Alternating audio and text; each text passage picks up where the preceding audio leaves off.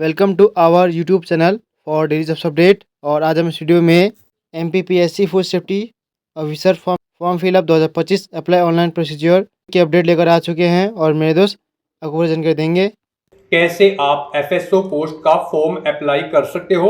Food safety officer के लिए 120 vacancies निकली हुई है, जिनके लिए आपसे ऑल इंडिया से ऑनलाइन आवेदन पत्र मंगाए जा रहे हैं। मेल फीमेल दोनों आवेदन कर सकते हैं। लास्ट डेट की अपडेट है, केवल एक दिन शेष रह गया है। आप जल्द से जल्द अपने फॉर्म अप्लाई कर ले, कहीं मौका हाथ से छूट न जाए। अंतिम समय में आपको कैसे अपना फॉर्म फिल करना होगा, अपना फॉर्म आपको कैसे रिजेक्ट होने से बचाना होगा, कंप्लीट इंफॉर्मेशन आपको इस वीडियो में दी जाएगी। ऑनलाइन आवेदन करते समय आपको कोई भी ऐसी गलती या फिर मिस्टेक नहीं करनी होगी जिसको करने से आपके एप्लीकेशन फॉर्म रिजेक्ट हो सकते हैं। और अप्लाई करते समय आपको कुछ महत्वपूर्ण इंस्ट्रक्शंस का भी ध्यान रखना होगा, तभी आपके फॉर्म सक्सेसफुली सबमिट किए जाएंगे। अप्लाई करते समय आपको क्वालिफिकेशन डिटेल कैसे देनी होगी, कैसे आप फोटोग्राफ सिग्नेचर डॉक्यूमेंट्स अपलोड करोगे, कैसे आप यहां पर फीस पेमेंट करते हुए रजिस्ट्रेशन से लेकर प्रिंट तक अपना फॉर्म अप्लाई कर सकते हो। कंप्लीट जानकारी आपको इस वीडियो में स्टेप बाय स्टेप दी जाएगी, तो आपको ये वीडियो शुरू से लेकर एंड तक बिना स्किप किए हुए देखनी होगी। इस वीडियो को कंप्लीटली देखने पर ही आपके सभी सवाल और डाउट क्लियर होंगे। तो चलिए दोस्तों, बिना कोई वक्त गंवाए शुरू करते हैं MPPSC food safety officer form fill up की पूरी जानकारी। फॉर्म भरने से पहले आपको सबसे पहले हमारी वेबसाइट के इस पेज पर विजिट करना होगा, जिसका लिंक आपको नीचे description plus first comment box में मिल जाएगा। और हमारे इस पेज पर विजिट करके आप यहां से फूड सेफ्टी ऑफिसर का फॉर्म अप्लाई कर सकते हो। मध्य प्रदेश पब्लिक सर्विस कमीशन लोक सेवा आयोग की ओर से food safety officer FSO post के लिए 120 वैकेंसीज निकाली गई थी, जिसके लिए आप अप्लाई कर सकते हो। केवल एक दिन शेष रह गया है, आप जल्द से जल्द अपना फॉर्म अप्लाई कर ले। आवेदन करने की अंतिम तिथि 27 अप्रैल 2025 है। 36,200 से 1,14,800 से लिए प्रति माह के लिए। यहाँ पर क्वालिफिकेशन की अगर बात की जाए तो इसमें खाद्य प्रौद्योगिकी या डेयरी या जैव प्रौद्योगिकी या तेल प्रौद्योगिकी या कृषि विज्ञान या पशु चिकित्सा विज्ञान या जैव रसायन विज्ञान या सूक्ष्म जीव विज्ञान या रसायन विज्ञान या चिकित्सा में यहाँ पर ग्रेजुएट या पोस्ट ग्रेजुएट या डॉक्टरेट की डिग्री या केंद्र सरकार के पूर्व अनुमोदन से खाद्य प्राधिकरण द्वारा अधिसूचित कोई अन्य समकक्ष इसके बराबर या मान्यता प्राप्त योग्यता होनी चाहिए, तो आप अप्लाई कर सकते हो। तो यहाँ पर इन डिसिप्लिन के अंतर्गत आपकी ग्रेजुएट या पोस्ट ग्रेजुएट डिग्री मांगी गई है। 21 से 40 वर्ष आयु सीमा है। 500 रुपए जनरल और अदर स्टेट के लिए फीस है। OBC WS SC ST PWD के लिए 250 रुपए फीस है, जो कि आप ऑनलाइन मोड से पेमेंट कर सकते हो। सिलेक्शन होगा return exam interview document verification merit के आधार पे ऑनलाइन अप्लाई कर सकते हो। मध्य प्रदेश जो लोकेशन है ऑल इंडिया से ऑनलाइन कर सकते हो। MPPSC.mp.gov.in इसकी ऑफिशियल वेबसाइट है, जिससे आप ऑनलाइन अप्लाई कर सकते हो। इंपोर्टेंट लिंक सेक्शन के अंतर्गत ऑफिशियल नोटिफिकेशन PDF लिंक पर क्लिक करके आप इसकी ये PDF डाउनलोड कर सकते हो। इसमें आपको कंप्लीट जानकारी दे दी गई, जैसे कि क्वालिफिकेशन आपकी क्या रहेगी, क्या यहाँ पर आपका कंप्लीट एलिजिबिलिटी क्राइटेरिया है, वैकेंसीज कैटेगरी वाइज आपकी क्या रहने वाली है, यहाँ पर एग्जाम पैटर्न सिलेबस आपका सिलेक्शन क्राइटेरिया के अंतर्गत क्या रहेगा, क्या इंपोर्टेंट डेट है, कैसे आप अप्लाई कर सकते हो। अप्लाई करने का भी कंप्लीट प्रोसीजर आपको इस PDF में दे दिया गया है। तो अप्लाई करने से पहले आपको ये ऑफिशियल नोटिफिकेशन की PDF हिंदी में पूरा पढ़ना अनिवार्य है। इसको पूरा पढ़ने से ही आपके सभी सवाल और डाउट क्लियर होंगे।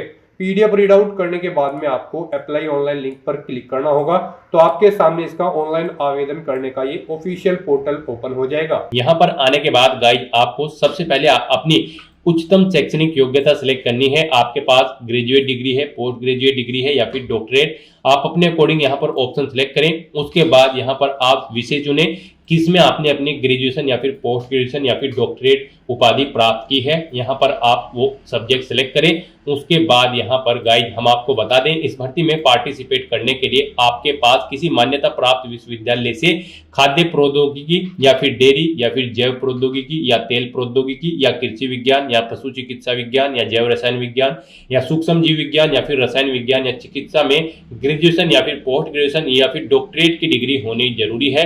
तो यहाँ पर आपको अपनी क्वालिफिकेशन सिलेक्ट कर लेनी है। उसके बाद यहाँ पर आपको अपनी हाई स्कूल की जो अंक सूची है यानी कि रिजल्ट है, उसमें जो आपका नाम अंकित है वो नाम यहाँ पर आपको एंटर करना है।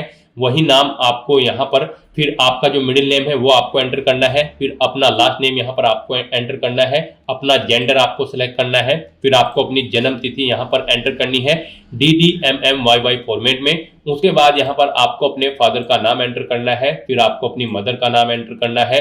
उसके बाद यहाँ पर आपसे पूछा गया है कि क्या आप मध्य प्रदेश के मूल निवासी हैं, अगर हैं तो यस करें, नहीं है तो यहाँ पर आप नो ऑप्शन सिलेक्ट करें और फिर यहाँ पर आपको अपनी श्रेणी सिलेक्ट कर लेनी है। उसके बाद यहाँ पर आपसे पूछा गया कि क्या आप क्रीमी लेयर कैंडिडेट हैं, अगर हैं तो यस करें, नहीं तो नो ऑप्शन सिलेक्ट करें।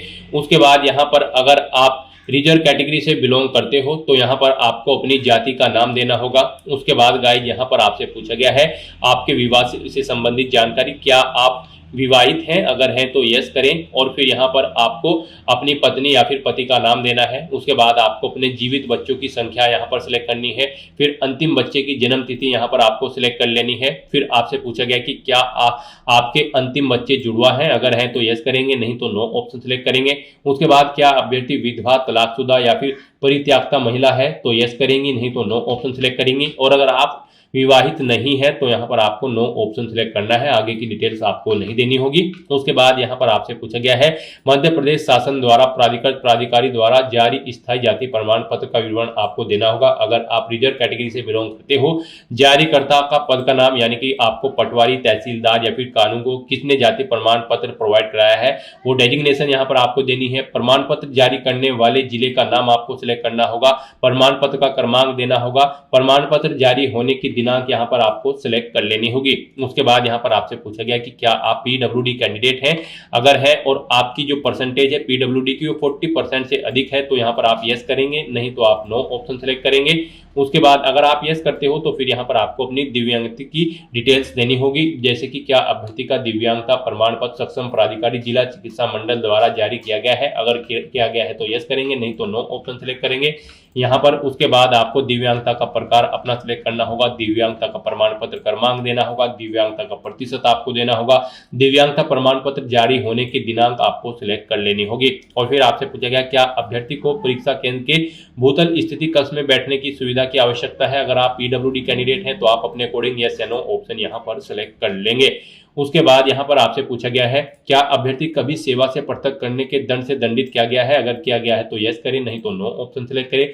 क्या आपके विरुद्ध कोई आपराधिक प्रकरण लंबित है, अगर है तो यस करेंगे, नहीं तो नो ऑप्शन सिलेक्ट करेंगे। फिर आपसे पूछा गया कि क्या आप आयोग की किसी परीक्षा अथवा चयन की विवर्जित अवधि में है, अगर है तो यस करें और फिर आप एलिजिबल नहीं होंगे तो यहाँ पर आपको नो ऑप्शन सिलेक्ट करना होगा। उसके बाद आपसे पूछा गया कि क्या अभ्यर्थी मध्य प्रदेश शासन अथवा उसके नगर सैनिक निगम मंडल स्वासी संस्थाओं में सेवारत है, अगर है तो यस करेंगे और फिर उसकी डिटेल देंगे, जैसे कि क्या आपके पास मध्य प्रदेश राज्य के रोजगार कार्यालय में जीवित पंजीयन है, अगर है तो यस करेंगे, नहीं तो नो करेंगे, पंजीकरण क्रमांक देंगे और अगर नहीं है तो यहाँ पर आपको नो ऑप्शन सिलेक्ट करना है। उसके बाद यहाँ पर आपसे पूछा गया यदि आप सेवारत हैं तो नियोक्त अधिकारी को सूचित किया है तो यस करें, नहीं तो नो ऑप्शन सिलेक्ट करें। फिर आपसे पूछा गया क्या आपका मध्य प्रदेश राज्य के रोजगार कार्यालय में जीवित पंजीयन है, अगर है तो यस करें और फिर उसकी डिटेल दे, जैसे कि पंजीकरण क्रमांक करने वाले जिले का नाम, पंजीकरण क्रमांक आपको देना होगा, पंजीकरण क्रमांक जारी होने की दिनांक आपको सिलेक्ट करनी होगी और अगर नहीं पंजीयन है आपका तो आपको नो ऑप्शन सिलेक्ट करना है, आगे की डिटेल डिसेबल कर दी जाएगी, आपको नहीं देनी है। उसके बाद यहाँ पर आपसे पूछा गया कि क्या आप एक सर्विसमैन है, आप मध्य प्रदेश के भूतपूर्व सैनिक है, अगर है तो यस करें और फिर भूतपूर्व सैनिक है तो नियुक्ति की तिथि यहाँ पर आप सिलेक्ट करें, भूतपूर्व सैनिक का कुल अनुभव यहाँ पर आप एंटर करें, यदि भूतपूर्व सैनिक है तो सेवानिवृत्ति की तिथि यहाँ पर आप सिलेक्ट करें और अगर नहीं है तो यहाँ पर आपको नो ऑप्शन सिलेक्ट करना है, आगे की डिटेल आपको डिसेबल कर दी जाएगी। उसके बाद यहाँ पर आपसे पूछा गया कि क्या आप मध्य प्रदेश शासन द्वारा अनुसूचित जाति, अनुसूचित जनजाति एवं पिछड़ा वर्ग कल्याण विभाग की अंतरजातीय विवाह योजना के अंतर्गत पुरस्कृत स्वर्ण पार्टनर है, अगर है तो यस करें, नहीं है तो आप नो ऑप्शन सिलेक्ट करें। क्या अभ्यर्थी विक्रम अवार्ड सम्मानित खिलाड़ी है, अगर है तो यस करेंगे, नहीं तो नो ऑप्शन सेलेक्ट करेंगे। फिर यहाँ पर आपको अपनी एजुकेशनल क्वालिफिकेशन की डिटेल प्रोवाइड करानी है। यहाँ पर सबसे पहले आपको अपनी हाई स्कूल की डिटेल देनी है, उत्तीर्ण परीक्षा का नाम यहाँ पर आपको एंटर करना है, प्रणाली बतानी है, आपके मार्क्स ग्रेड में है, CGPA में है, आप अपने अकॉर्डिंग यहाँ पर ऑप्शन सेलेक्ट करें। उसके बाद विषय यहाँ पर आप बताएं किस में आपने अपनी 10वीं क्लास पास आउट की है, आर्ट, कॉमर्स, साइंस, उसके बाद कितने टोटल मार्क्स थे वो यहाँ पर आप एंटर करें, कितने मार्क्स आपने ऑब्टेन किए हैं वो एंटर करें।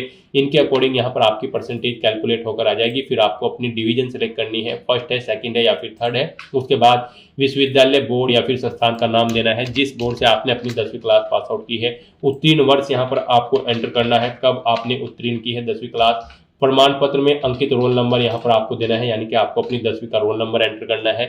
ऐसे ही यहाँ पर आपको अपनी 12वीं क्लास की डिटेल सेम प्रोवाइड करा देनी है। उसके बाद यहाँ पर आपको अपनी ग्रेजुएशन की डिटेल देनी है सेम ऐसे ही। सबसे पहले यहाँ पर आप परीक्षा उत्तीर्ण का नाम दें, मार्किंग सिस्टम बताएं, ग्रेड में है या फिर डिवीजन में है। फिर आप विषय सेलेक्ट करें। उसके बाद यहाँ पर आपको पूर्णांक देने हैं, फिर कितने मार्क्स आपने ऑब्टेन किए हैं वो एंटर करने हैं। इनके अकॉर्डिंग आपकी परसेंटेज कैलकुलेट होकर आ जाएगी। अपनी डिवीजन सेलेक्ट करनी है, फिर आपको यूनिवर्सिटी का नाम देना है, उत्तीर्ण होने का वर्ष देना है, कब आपने अपनी ग्रेजुएशन कंप्लीट की है। फिर यहाँ पर आपको अपनी ग्रेजुएशन का रोल नंबर एंटर कर देना है। उसके बाद यहाँ पर आपको एग्जाम सिटी सेलेक्ट कर लेनी है। सबसे पहले यहाँ पर आपको एक एग्जाम सिटी सेलेक्ट करनी है। यहाँ पर आपको 4 ऑप्शन दिए गए हैं, यानी कि 4 एग्जाम सिटी यहाँ पर आप अपनी चॉइस के अकॉर्डिंग सिलेक्ट कर सकते हैं। आप अपनी चॉइस के अकॉर्डिंग यहाँ पर जिस एग्जाम सिटी को फर्स्ट नंबर पर रखना चाहते हैं उसे फर्स्ट नंबर पर सिलेक्ट करें। अपने अकॉर्डिंग यहाँ पर आप प्रेफरेंस सेट कर दें। उसके बाद अगर आप एक सर्विसमैन है तो यहाँ पर आपको अपनी सेवा का विवरण देना होगा, और नहीं है तो अगर आपने ऊपर 9 ऑप्शन सिलेक्ट किया है फिर आपको एक कॉलम डिसेबल कर दी जाएंगे। उसके बाद यहाँ पर आपसे पूछा गया है क्या आप यात्रा भत्ता का लाभ लेना चाहते हैं।